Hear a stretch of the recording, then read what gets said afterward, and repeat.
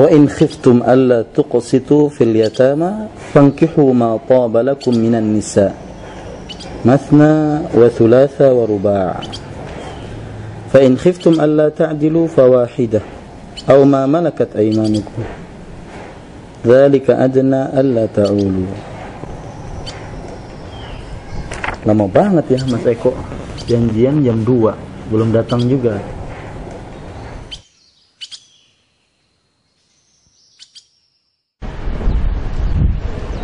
Assalamualaikum Ustaz. Waalaikumsalam warahmatullahi wabarakatuh. Wah, lama ditunggu ini Mas. Silakan Mas. Wah, kemana aja Mas? Tunggu lama sekali. Ya, Ustaz. Ya. Silakan. Gimana Mas Eko? Gini Ustaz. Afwan sebelumnya Ustaz, ganggu waktunya. Enggak apa-apa. Saya sebenarnya udah 2 kali. Jadi saya ada kemarin sempat najor gitu Ustaz. Sama Ahwat. Ingin melamar seseorang. Iya, ingin melamar seseorang. Yang jelas perempuan ya. Iya Ustaz. Habis itu? Jadi saya udah 2 kali. Udah 2 kali niat saya memang mau melamar wanita tersebut. Mungkin saat ini kedua masih belum terganjal dengan beberapa hal ya. Iya, utamanya ini Ustaz, orang tua Ustaz. Iya. Orang tuanya. Jadi maksud saya minta saran dari Ustaz, nasihat gitu Ustaz, berupa tentang masalah nasihat. ini ya. Iya, buat saya gitu. Gini Mas, kita harus ketahui satu hadis yang diriwayatkan oleh Imam An-Nasa'i, dan kita harus yakini itu, bahwa Rasul sallallahu alaihi wasallam bersabda, "Thalathatun haqqun 'ala Allah aunu." 3 orang yang Allah Subhanahu wa taala berhak untuk menolong mereka. Salah satu dari 3 itu an-nakihul ladzi yuridul 'afaf. Orang yang ingin menikah, yang ingin menjaga kesuciannya. Mau pegang teguh hadis ini, bahwasanya pertolongan Allah akan selalu datang bagi orang yang ingin menikah, dan dengan pernikahannya tersebut dia ingin menjaga kesuciannya. Ini yang membuat hati kita tenang Mas. Tenang, kemudian tidak gelisah, senantiasa bersandar kepada Allah, karena Rasulullah SAW tidak mungkin mungkir janji. Karena dalam hadis tersebut haqqun 'ala Allah aunu. Berhak Allah Subhanahu wa taala menolong mereka.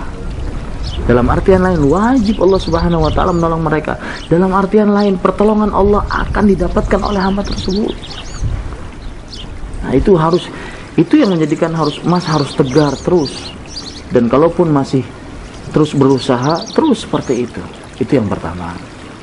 Yang kedua Mas, bahwasanya ketahuilah, di balik kesulitan pasti ada kemudahan. Selalu seperti itu. Di balik kesulitan pasti selalu ada kemudahan. Saya ingat di dalam surat Asy-Syarah, Allah Subhanahu wa taala berfirman, "Fa inna ma'al usri yusran." Inna ma'al usri yusran. Coba perhatikan ya ayat ini. Maka sesungguhnya bersama kesulitan terdapat kemudahan, dan sesungguhnya bersama kesulitan yang sama terdapat kemudahan yang lain. Makanya disebutkan oleh sebentar, saya agak lupa, oleh Al-Hafidz Ibnu Rajab Al-Hambali dalam kitab beliau Jami'ul Ulum wal Hikam, dengan sanadnya sampai kepada Abu Ubaidah, bahwasanya Abu Ubaidah waktu itu terkepung. Abu Ubaidah bin Jarrah radhiyallahu anhu, fakataba ilaihi Umar, maka Umar bin Khattab radhiyallahu anhu, beliau menulis surat kepada Abu Ubaidah dalam keadaan terkepung oleh musuh. Kemudian dalam suratnya Umar berkata, "Mahma yanzilu bimri'in syiddatun," apa saja kesulitan yang didapatkan oleh seseorang, yaj'alullaha ba'daha farajan, maka Allah akan menjadikan setelahnya jalan keluar. Itu pasti.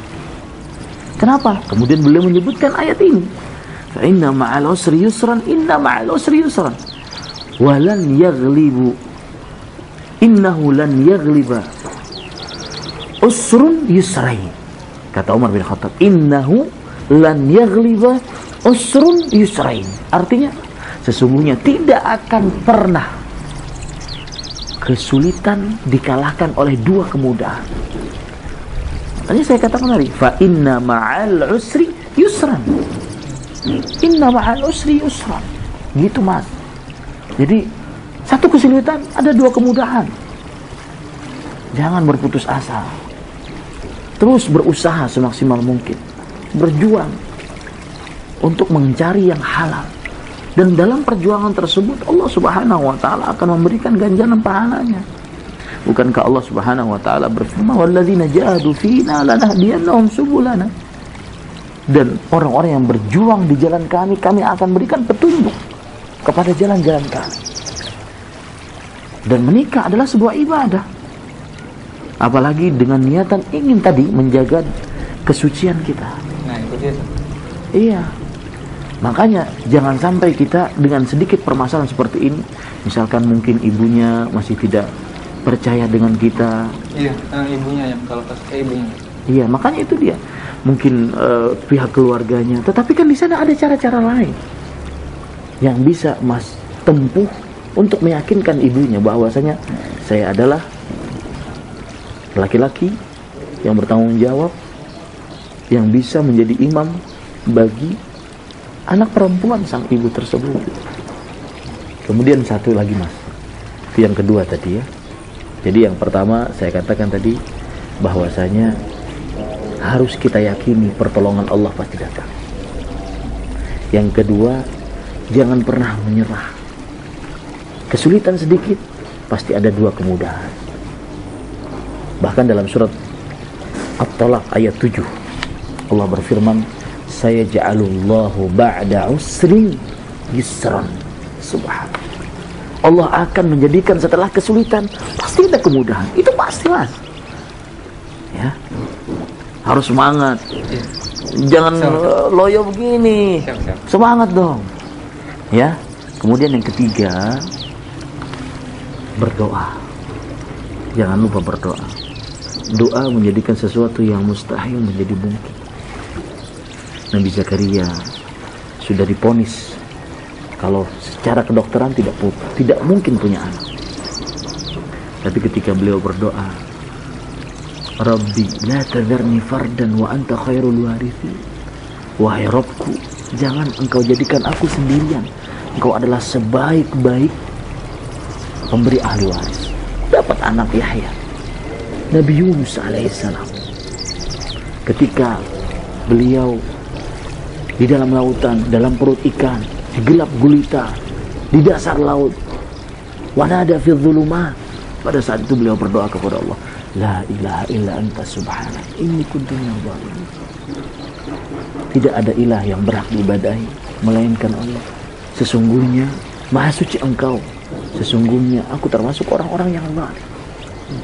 Maka coba mendekat kepada Allah, minta kepadanya agar dimudahkan segala urusan. Gitu ya mas ya? Iya. Mudah-mudahan bermanfaat. Jadi setelah ini tetap terus berusaha dan jangan sampai menjadi seorang yang berburuk sangka kepada Allah Subhanahu wa taala. Pasti ada. Semoga Allah Subhanahu wa taala memudahkan niat yang baik dari mas.